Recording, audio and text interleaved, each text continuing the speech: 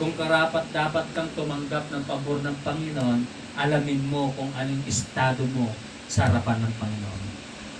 Yung purpose ng Panginoon ang mangibabaw sa buhay ninyo. Pag may pabor ang tao sa buhay mo, pero very good kung may mas lalong very good kung may pabor ang Diyos ay nasa iyo.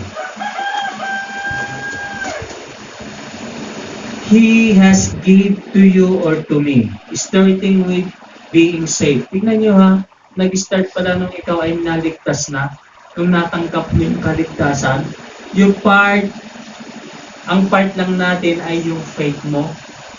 Is your faith to believe and receive all He has given? Iyon lang. Hello? Napagod kayo?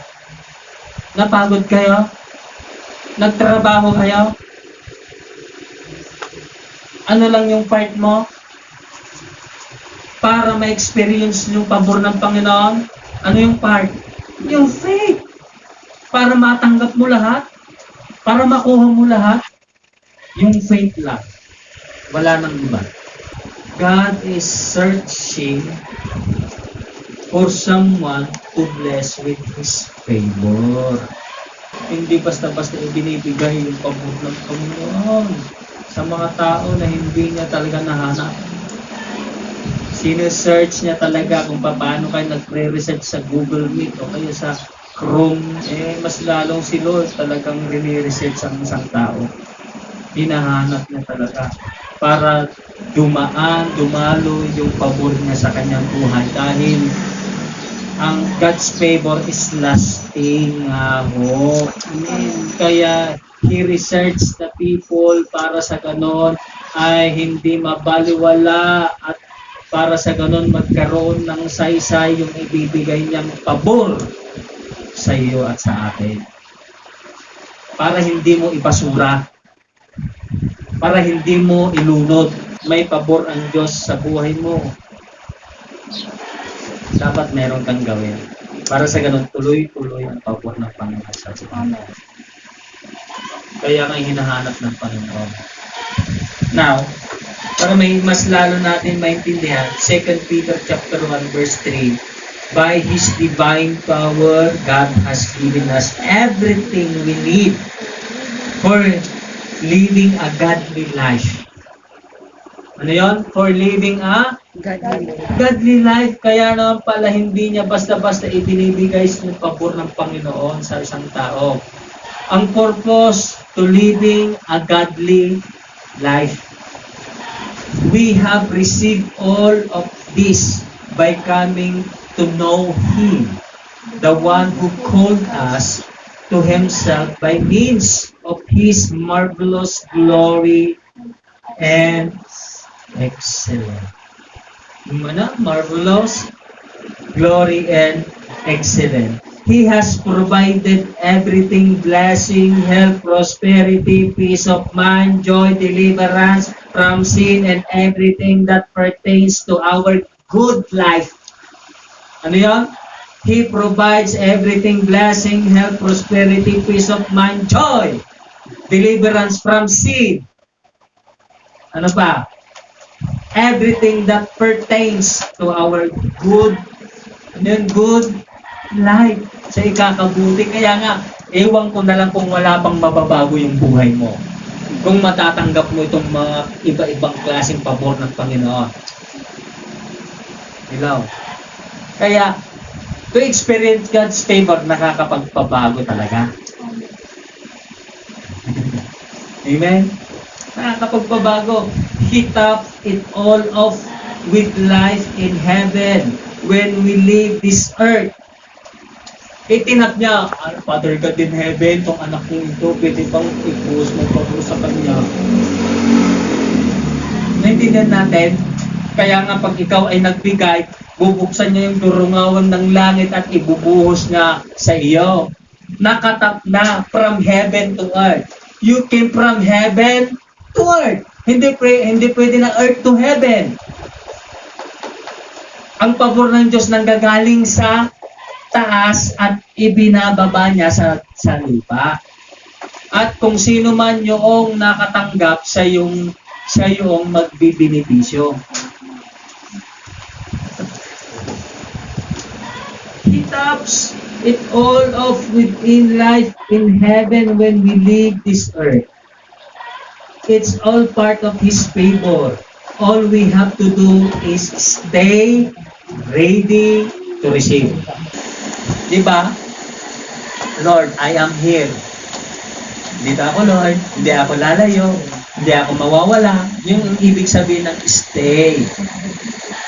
Dapat hindi ka mawawala kay Lord. Dapat hindi ka nagwawala. Dapat hindi ka off at saka on. Laging nandyan ka para sa Kanya. Amen. Hindi lang dahil nandyan ka dahil nakatanggap ka ng pabor. Hindi. Dapat stay. Laging kang nandyan para sa Kanya. Amen? Bumugya lang, ayaw na. Nagkaroon lang ng pantibig, nawala na. Lalong nawala. Dapat kung may mga ganyan na sitwasyon, lalo tayong nakakalapit sa Diyos. Lalo tayong nag-i-stay para sa Kanya. Hindi dahil mayroong circumstance, wala ka na rin. Hindi dahil may problema na, wala ka na rin. Hello? Paano pa tayo matutulungan ng Panginoon? Paano mo pa matatanggap ang pabor ng Diyos kung lalo kang mawawala? Stay to receive the favor of God. Kaya ikaw nag-aaral ngayon dahil may pabor ng Diyos, hindi rason yung pag-aaral mo pa, kaya wala ka ngayon. Usap ako. Hindi rason yung pag-aaral mo, yung module mo, kaya hindi ka nakakapunta sa ng church. Hindi rason yung lahat ng trabaho, anumang bagay na nandyan sa palipaligid mo para hindi ka nakakapunta sa church. Tapos sasabihin natin, Lord, give me a favor. The Lord search. Ang sabi dito, the Lord, God is searching for someone to bless with His favor. Tapos sabihin natin, Lord, ako na yun. Hello, ako na yun. Eh mag-stay nga, wala ka eh. Pag hirap, wala ka. Pag sarap, andyan ka. Pag maganda ang place, nandyan ka. Pag pangit ng place, nawawala ka. Ano yun? Intindihan natin, pag walang pandemic, nandyan ka. Pag mayroon ng pandemic, nawawala ka. Ano yun? Kunting trials lang, nawawala tayo kay Lord. Kunting pagsubok lang, nawawala tayo sa Panginoon. Nawala na yung piso mo, ayaw mo nang maglingkod. Sinisisi mo na si Lord. Ikaw lang ba yung may problema sa pamilya? Lahat tayo mayroon. Problema mo sa tatay mo, problema mo sa nanay mo, problema mo sa kapatid mo. Hindi lang ikaw ang may problema, lahat tayo. Pero ang tanong dito, ikaw ba yung karapat-dapat para ikaw karapat-dapat na makatanggap ng pabor ng Panginoon? O ikaw yung talagang nahanap ni Lord para sa ganun ay matanggap mo yung pabor ng Diyos? Hello? Kunting problema, ayaw nating bigyan ng solusyon. Mausap ako dito. Kailangan natin kasi maintindihan how to experience God's favor. Una, na-save ka na, kaya nandyan na yung pabor ng Diyos. Pangalawa, mayroon ka naman pananampalataya, kaya mayroon kang pabor ng Panginoon. Pangatlo, hinanap ka na, God's called you and chosen you. Kaya mayroon ng pabor ang Diyos sa buhay mo. Pero bakit hanggang ngayon hindi ka pa rin naniniwala? Bakit hanggang ngayon nahihirapan ka pa rin? Nahihirapan pa rin tayo. Hello?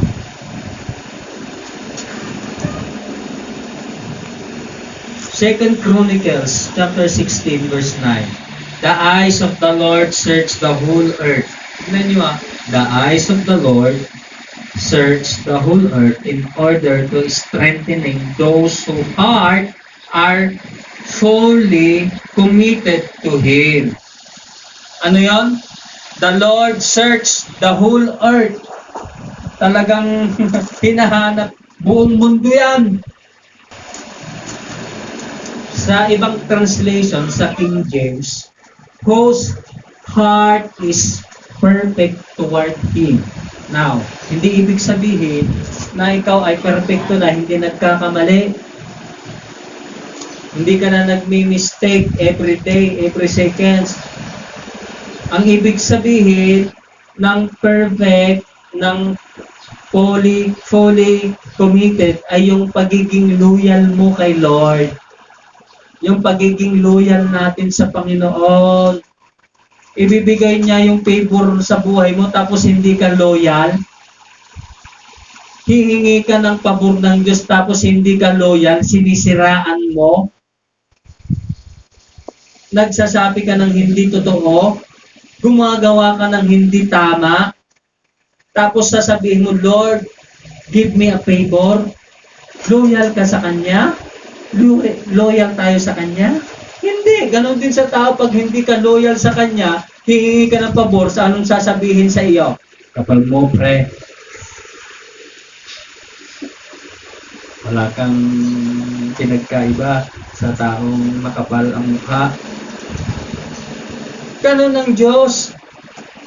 Kaya naman pala, He searched whole earth in order to strengthening whose or their hearts para magkaroon sila ng commitment, matibay na commitment or devotion, devoted, paglilingkod na pamatagalan. The word paglilingkod na pamatagalan. Pag ikaw ay naglingkod ng matagal na matagal para sa Panginoon, nasa yung loyal mo ay nasa Kanya. Pag wala kang loyalty, walang pabor na matatanggap mo. Kahit ikaw ay maglupasay, kahit anong gawin mo, walang pabor ang darating. Walang pabor na darating sa buhay mo. Meron po ba tayong loyalty sa Panginoon? Loyal ba tayo kay Lord? Yan ang hinahanap ngayon ng Panginoon. Ano yun? Loyalty. Perfect doesn't refer to someone who never mistakes. It means someone who is loyal, devoted, and faithful. Ano yun? Devoted, loyal, devoted, and faithful. This kind of heart is always ready to receive the good things His grace provided. Loyalty or faithful or devoted. Dito na tayo nagkakayarian eh. Diba? Dito na tayo nagkakayarian sa pagiging devoted natin kay Lord. Hindi yung ibig sabihin na devoted ka, pupunta ka na ng church, bubulong ka, magtitira pa, tapos mananalangin ka ng 1,100 times na panalangin, o kaya mag-aatang ka, ipagdadasal mo lahat ng namatay, titirik ka ng kandila, hindi ganun pagiging devoted.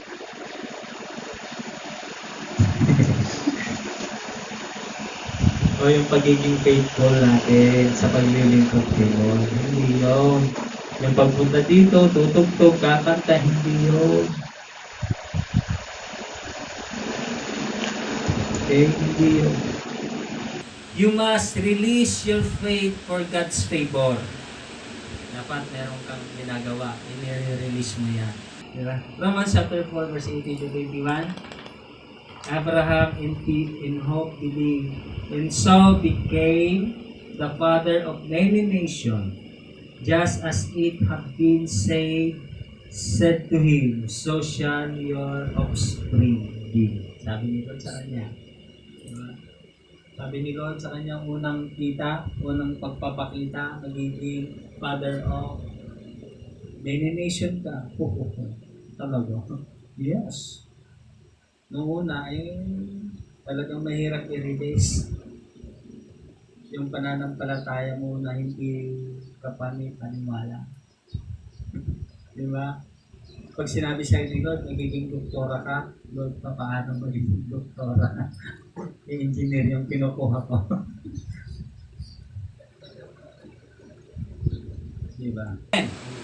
So, believe it and act on it. Receive it.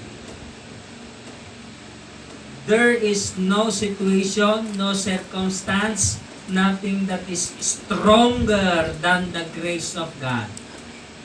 The favor that surrounds you. Walang malakas, walang matibay, walang malaki na pagsubok o problema na dadaig sa iyo. Amen. Sa pamilya mo, sa pag-aaral mo, o sa pangarap mo, dahil mas malaki ang pabor ng Diyos sa buhay mo. Amen. Lapakan natin sa buhay. Whatever you may be facing today, stand up. Stand up and get right in its face at sabihin natin to. I am a born again child Of of Almighty God. Sabihin nga Amen. natin to. 1, 2, 3, go. I I am a born again again child of my Almighty God. Meron pa, alam mo ba?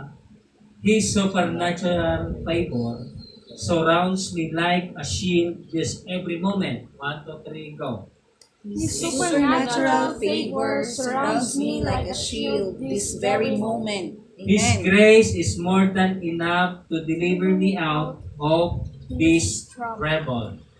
His grace is more than enough to deliver me out of this trouble. My faith is in God's word, and I am coming out of this triumphantly by the favor of God. My faith is in God's word, and I am coming out of this triumphantly by the favor of God. Amen. Amen. So begin to expect great things to happen. Your life will never be the same when you act like the favor of God is yours. Palakpakan natin sila. Hallelujah. Kaya, mga kapatid, walang kung na-experience talaga na natin yung pabor ng Diyos, hindi ka mawawala sa Kanya. Walang mawawala sa paglilingkod kay Lord. Dahil napakaganda yung mga pabor na ibinibigay. Kaya makakapag-disciple ka, hindi ka mahihirapan sa pag-disciple. Hindi ka mahihirapan na maghahanap ng disciple mo. Na lahat na ng mga kailangan mo nakapaloob na sa pabor ng Diyos. Hindi ka na mahirapan mag-share ng Word of God dahil nandun na lahat. Jesus gained the favor of wisdom. And also, sabi dito, kung ikaw ay nagkukulang ng karunungan, humingi ka lang sa Kanya at bibigyan ka.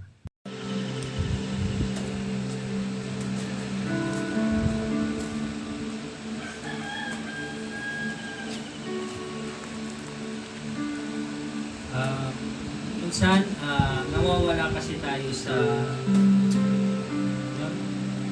nanlulupay-pay tayo. Sometimes we are weak. Pero sabi ni Lord, naghahanap siya ng mga tao para palakasin. Palakasin yung kanilang puso. Para sila ay makapagpatuloy sa paglilingkod sa Diyos. Now open our hearts to the Lord. Release, Lord.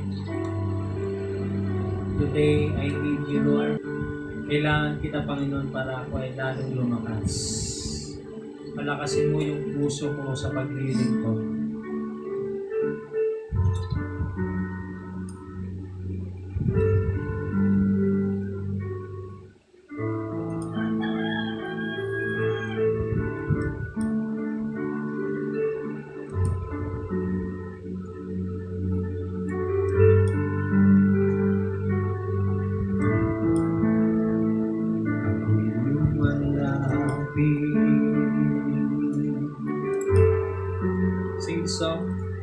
Sa'yo, Panginoon, ibig mo't lakas.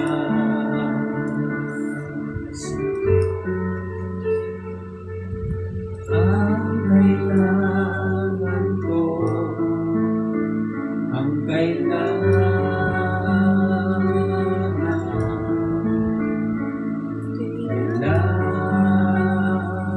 ko,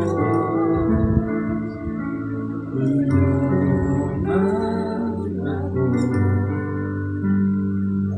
baguhin lubos, turuan ako. Ako'y lumalapit, sumasamo,